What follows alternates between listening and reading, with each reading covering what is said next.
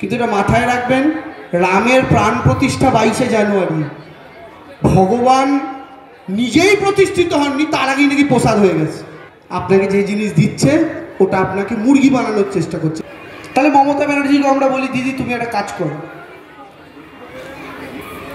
তুমি আমেরিকাতে একটা মন্দির বানাও। আমরা দিদিকে বলি, ওই আমেরিকার মন্দির দেখি আমরা পশ্চিমবঙ্গ থেকে ভোট চাইবো। দেখুন দিদি আমেরিকায় মন্দির বানিয়েছে, কারণ মোদিজি যদি পাকিস্তানে বোম মেরে এখানের থেকে ভোট চাইতে পারে, অযোধ্যায় মন্দির তৈরি হচ্ছে এখানে ভোট চাইতে পারে, যে কীর্তন করো, হরিনাম সংকীর্তন করো, রামের নাম করো, তাহলেই ভোট হয়ে যাবে।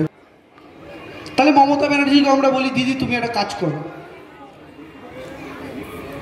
তুমি আমেরিকাতে একটা মন্দির বানাও। আমরা দিদিকে বলি, ওই আমেরিকার মন্দির দেখি আমরা পশ্চিমবঙ্গ থেকে ভোট চাইবো। দেখুন দিদি আমেরিকায় মন্দির বানিয়েছে, কারণ মোদিজি যদি পাকিস্তানে বোম মেরে এখানের থেকে ভোট চাইতে পারে, অযোধ্যায় মন্দির তৈরি হচ্ছে এখানে ভোট চাইতে পারে, তাহলে মমতা ব্যানার্জি যদি আরেকটু দূরে আমেরিকায় গিয়ে মন্দির বানায় একটা, তাহলে এখানে ভোট কেন পাবো না? আমরা পেতেই পারি। মানুষ যদি সবাই মনে করে মন্দির মসজিদ থেকেই ভোট দেবে, তাহলে দিদিরও দরকার নেই লক্ষ্মীর ভান্ডার করার, স্বাস্থ্যসাথী করার, ফ্রি রেশন দেওয়ার, রাস্তার কাজ করার, আলোর কাজ করার, হাসপাতালগুলো উন্নত করার। কি দরকার এসব কাজ করে? ভোট তো সেই মন্দির থেকে হবে, ভোট তো পাকিস্তানের বোম দেখে হবে। তো যখন বোম দেখেই হবে, মন্দির দেখেই হবে, দিদিও মন্দির বানায়। দরকার নেই লক্ষ্মীর ভান্ডার, স্বাস্থ্যসাথী, খাদ্যসাথী। এই জন্যই আমি বলছি, আমরা যদি এই ধর্ম দেখে ভোট দেওয়া শুরু করি, তাহলে ভবিষ্যতে প্রত্যেকটা রাজনৈতিক দল কিন্তু এই চিন্তাভাবনা নিয়েই রাজনীতি করবে, যে কীর্তন করো, হরিনাম সংকীর্তন করো, রামের নাম করো, তাহলেই ভোট হয়ে যাবে। আমি শুধু শেষ একটা কথা বলেই শেষ করি। 45 আমি রোজ পাঠ করি বাড়িতে, আমরাও রাম নাম করি, হরে কৃষ্ণ হরে রাম পাঠ করি, ঠাকুমা শিখিয়ে দিয়ে গেছে, বাড়িতে করি। কিন্তু বিজেপির যে রাম নাম পাঠ, ওটা কিন্তু রাম নাম সত্যে হয়। আমাদের যারা অবাঙালি হিন্দুরা আছেন, তারা দেখবেন যখন মৃতদেহ কাঁধে করে নিয়ে যায়, আমরা বাঙালি হিন্দুরা কি বলি? বল হরি হরি বল। আর অবাঙালি হিন্দুরা বলেন রাম নাম সত্য হয়। বিজেপি এখন যে রামের নাম নিচ্ছে, ওটা ভক্তির রামের নাম নয়। ওরা বুঝতে পারছে 24-এ ওদের নৌকাটা ডুববে, তাই কাঁধে করে নিয়ে যাওয়ার সময় যেটা বলা হয় রাম নাম সত্য হয়, এই পাঠটা কিন্তু ওই পাঠ। এটা বিজেপির নেতারা মাথায় রাখবেন। আপনাদের রাম নাম সত্য হওয়া সময়ের অপেক্ষা রাজনৈতিকভাবে। আর আবার আমি বলছি, যদি 22 তারিখের আগে এই শুকনো চাল দিতে আসে, হলুদ মাখা চাল, আপনি নিন, খান, ভক্তি করুন, কোনো অসুবিধা নেই। কিন্তু এটা মাথায় রাখবেন, রামের প্রাণ প্রতিষ্ঠা 22শে জানুয়ারি। ভগবান নিজেই প্রতিষ্ঠিত হননি, তার আগেই নাকি প্রসাদ হয়ে গেছে।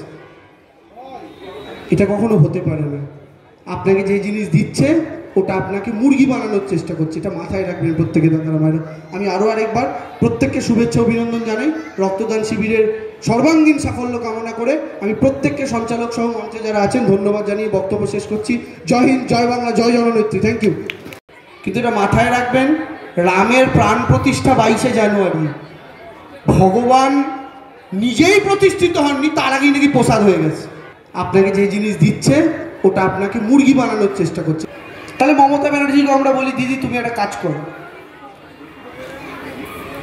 তুমি আমেরিকাতে একটা মন্দির বানাও। আমরা দিদিকে বলি, ওই আমেরিকার মন্দির দেখি আমরা পশ্চিমবঙ্গ থেকে ভোট চাইবো। দেখুন দিদি আমেরিকায় মন্দির বানিয়েছে, কারণ মোদিজি যদি পাকিস্তানে বোম মেরে এখানের থেকে ভোট চাইতে পারে, অযোধ্যায় মন্দির তৈরি হচ্ছে এখানে ভোট চাইতে পারে, যে কীর্তন করো, হরিনাম সংকীর্তন করো, রামের নাম করো, তাহলেই ভোট হয়ে যাবে।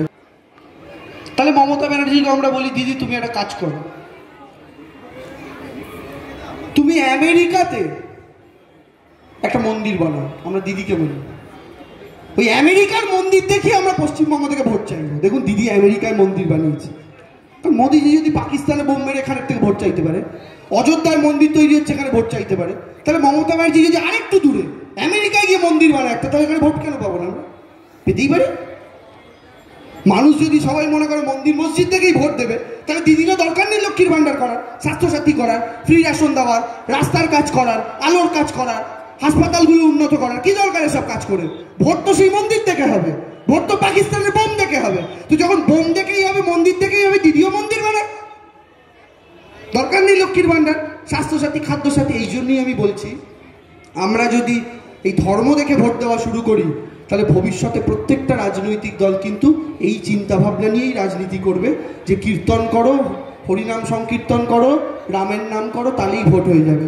আমি শুধু শেষ একটা কথা বলি, শেষ করি। হনুমান চালিশা আমি রোজ পাঠ করি বাড়িতে, আমরাও রাম নাম করি, হরে কৃষ্ণ হরে রাম পাঠ করি, ঠাকুমা শিখিয়ে দিয়ে গেছে, বাড়িতে করি। কিন্তু বিজেপির যে রাম নাম পাঠ, ওটা কিন্তু রাম নাম সত্যে হয়। আমাদের যারা অবাঙালি হিন্দুরা আছেন তারা দেখবেন যখন মৃতদেহ কাঁধে করে নিয়ে যায়, আমরা বাঙালি হিন্দুরা কি বলি, বল হরি হরি বল, আর অবাঙালি হিন্দুরা বলেন রাম নাম সত্য হয়।